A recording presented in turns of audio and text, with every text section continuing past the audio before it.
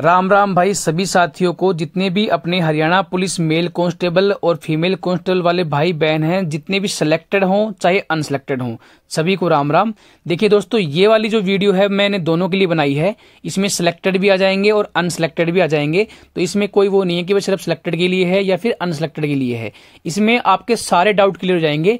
कुछ सिलेक्टेड को टेंशन है कि रिजल्ट रिवाइज होगा, भर्ती कैंसिल होगी, और कुछ अनसिलेक्टेड कहते हैं कि भाई इस भर्ती में गड़बड़ी हुई है।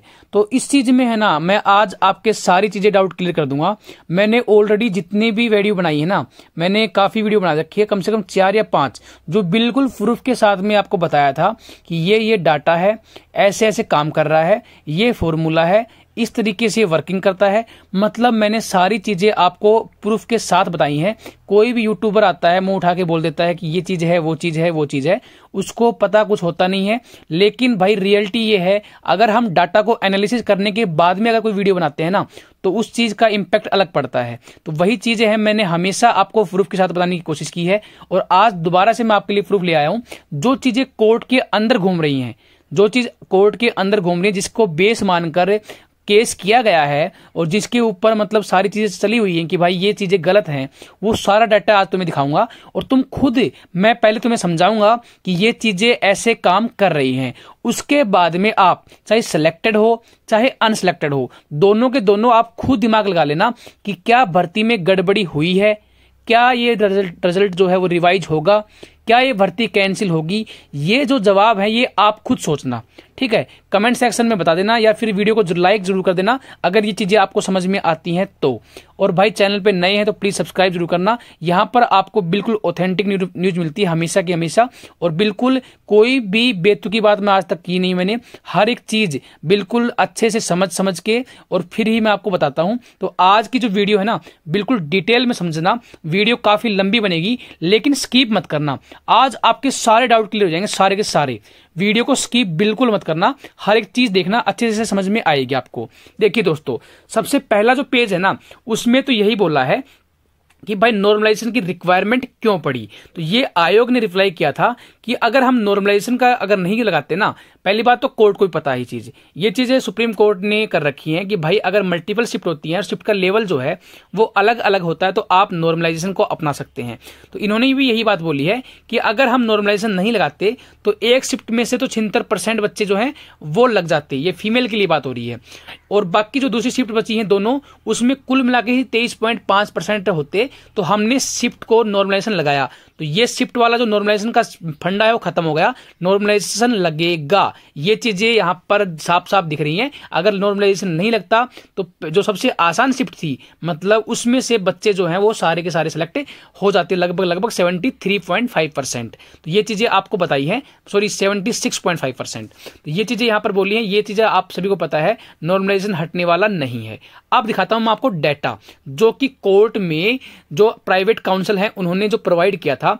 अब देखना भाई आप आराम से, ये जो है ना, ये एक मतलब इन्होंने सेट वाइज बना रखा है, बच्चों का ग्रुप बना रखा है। तो ये सेट में बताया कि देखिए इस बंदे के जो रो मार्क्स जो हैं, इन्होंने बताया कि भाई देखो, नीचे वाला बताता हूं मैं आपको। इन्होंने ये बोला कि ये देखो भाई, ये है इन बच्चों के, इनके पास में डाटा आया कि ये रोल नंबर है, ये रोल नंबर है। इसके जो मार्क्स हैं वो 3 नंबर ज्यादा हैं, 3.2 नंबर ज्यादा है। एडिशनल मार्क्स इसके 9 है, इसके 12 है। तो इस हिसाब से तो यहाँ पर 3.2 ज्यादा थे, यहाँ पर इसके 3 ज्यादा हैं। तो सिलेक्शन किसका होना चाहिए? सिलेक्शन सीधी सी बात है इसका होना चाहिए ना भाई, सीधी सी बात है इसका होना चाहिए। तो अब हुआ क्या, सिलेक्शन ऊपर वाले का होना चाहिए।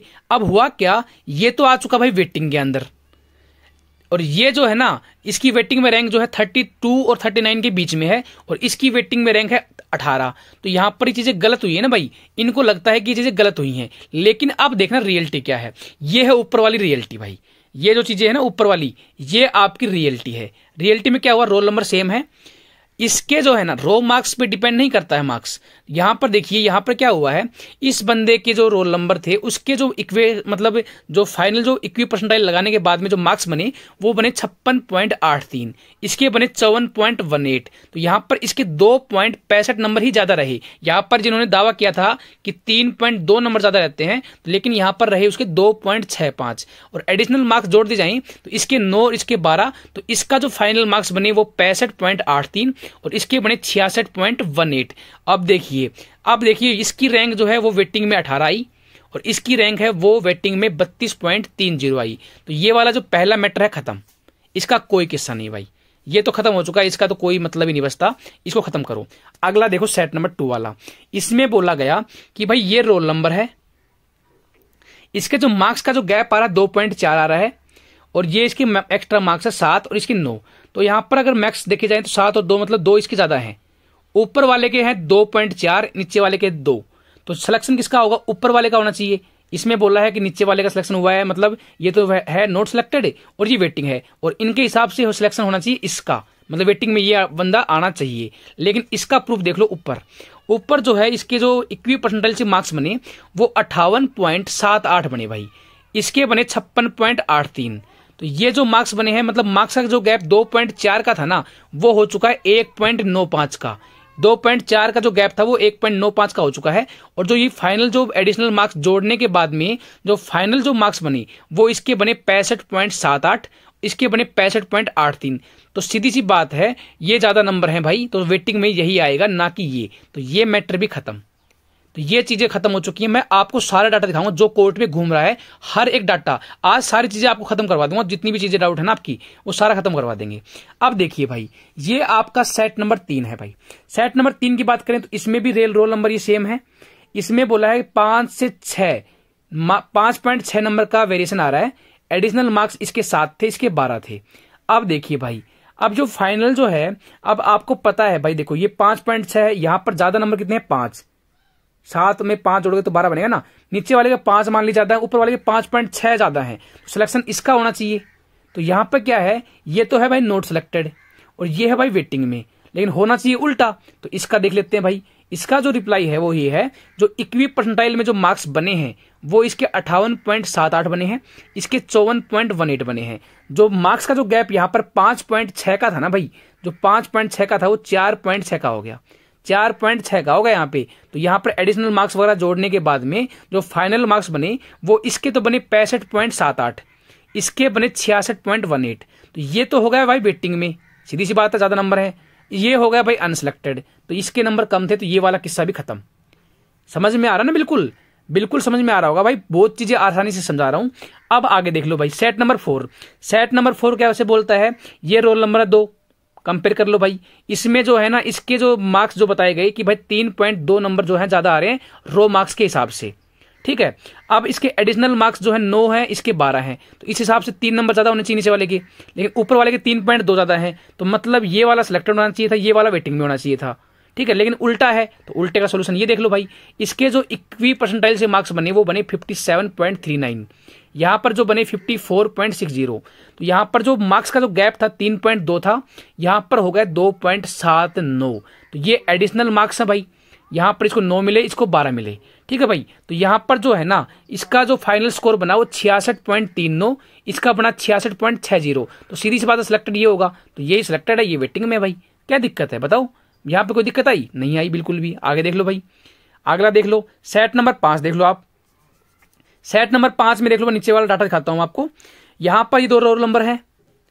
सेट, ये जो डाटा है ना, ये प्राइवेट काउंसिल ने दिया है, ये जो डाटा मैं बता रहा हूँ ना, ये प्राइवेट काउंसिल ने दिया है। और ये सारा डाटा जो है ना मैं आपको दिखा रहा हूँ, हर एक चीज दिखा रहा हूँ भाई, सारी चीजें आपको डाउट क्लियर हो जाएंगी, बिल्कुल हर एक चीज क्लियर हो जाएगी, ठीक है। तो ये 3.2 का जो वेरिएशन यहाँ पर दिखा रखा है, लेकिन यहाँ पर तो जो एडिशनल मार्क्स का वेरिएशन 3 नंबर का है, तो यहाँ पर 3 नंबर इसके ज्यादा है, ऊपर वाले के 3.2 ज्यादा है, तो सिलेक्शन इसका होना चाहिए।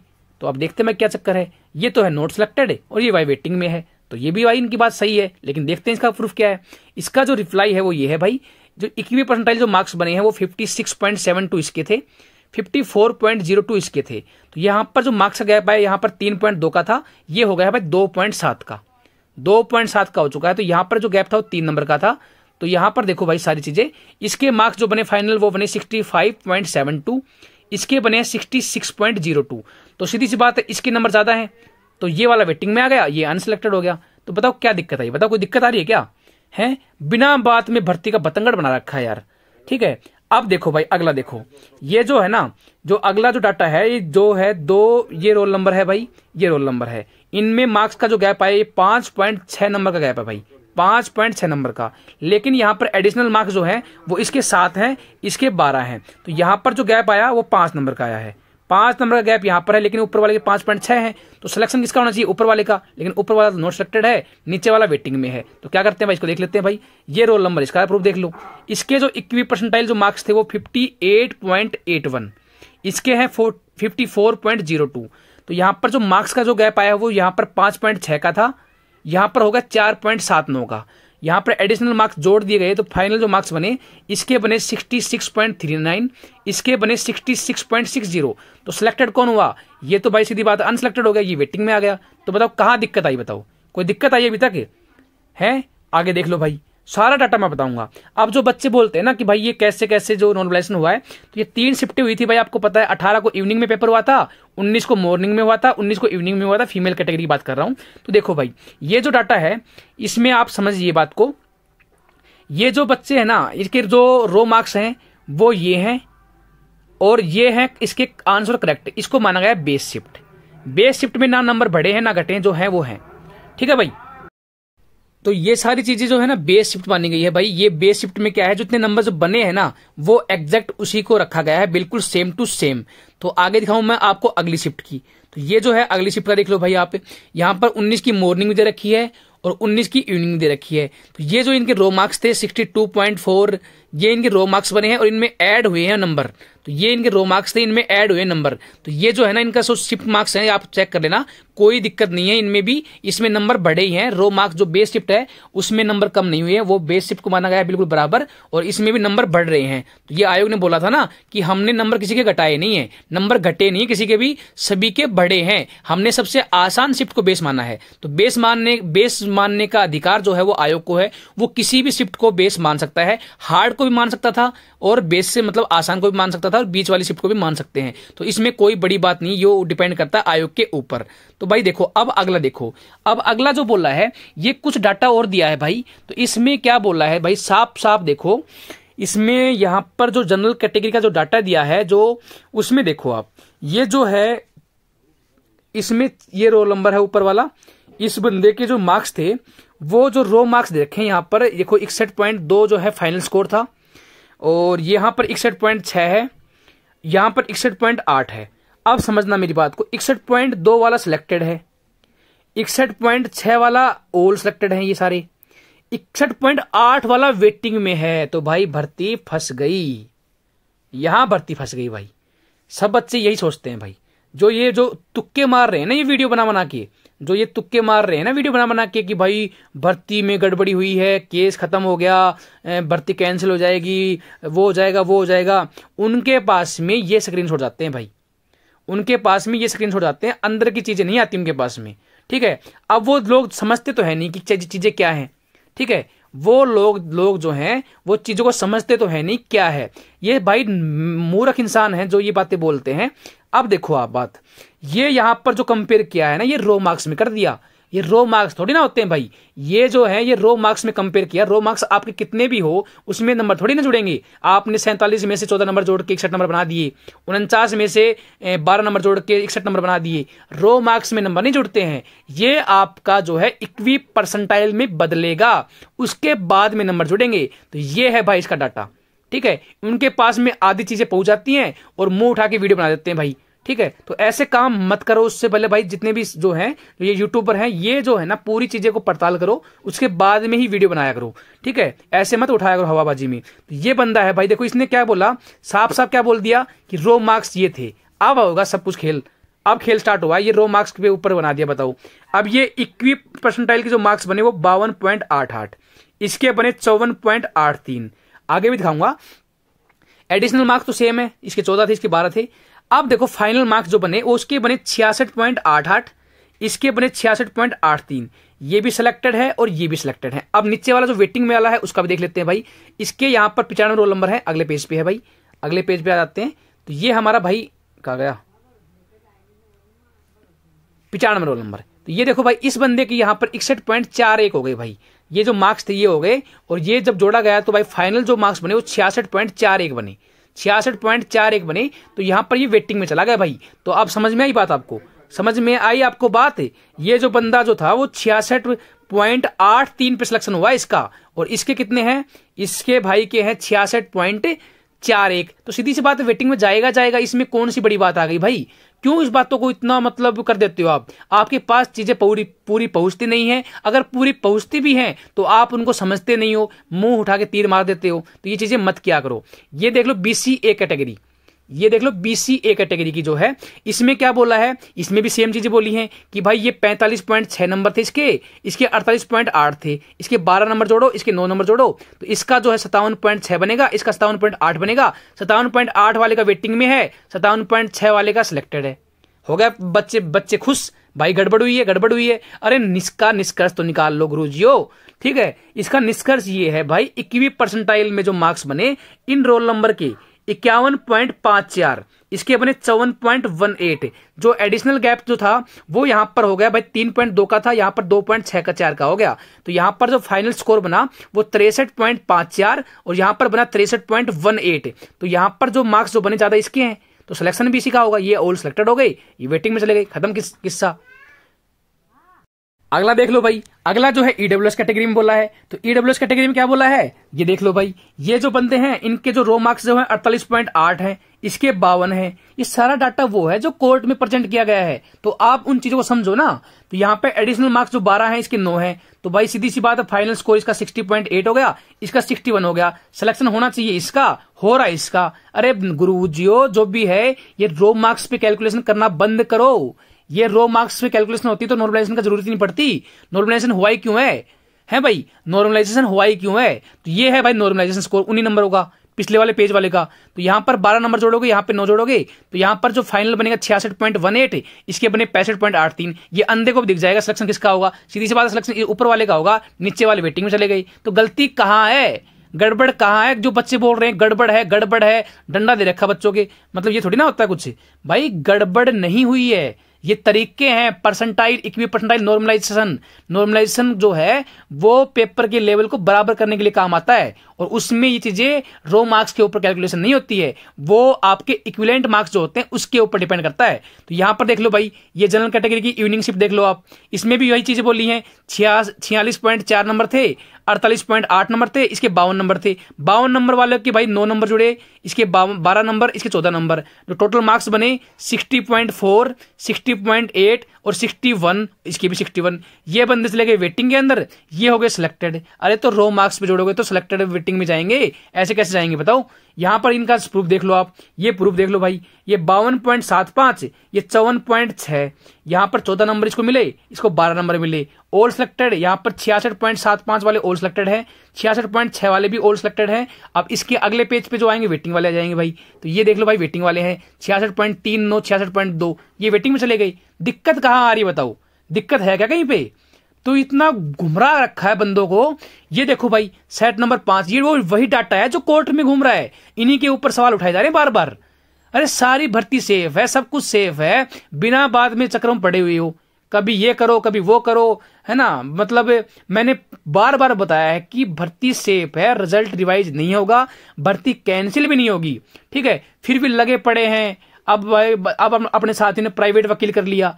अरे प्राइवेट वकील करने की जरूरत ही नहीं थी, डाटा साफ साफ है, सिलेक्शन तो होना ही था, ठीक है। अब कर लिया तो कर लिया भाई, सपोर्ट तो करना जरूरी था, लेकिन नहीं करते तो बंदे बोलते यार अमित ने वो नहीं किया, सपोर्ट नहीं किया, ठीक है। बार बार फोन आ रहे थे कि सपोर्ट करो। अरे जरूरत ही नहीं थी उस चीज की यार, सब कुछ अपने हाथ में है और अपने फेवर में है। मैं हमेशा प्रूफ पे बात करता हूं, हवा में तीर बिल्कुल नहीं मारता। इनको डर है कि भर्ती कैंसिल हो जाएगी, रिवाइज हो जाएगी। अरे भर्ती कैंसिल क्यों हो जाएगी, रिवाइज क्यों हो जाएगी, जब गड़बड़ी हुई नहीं तो क्यों हो जाएगी भाई।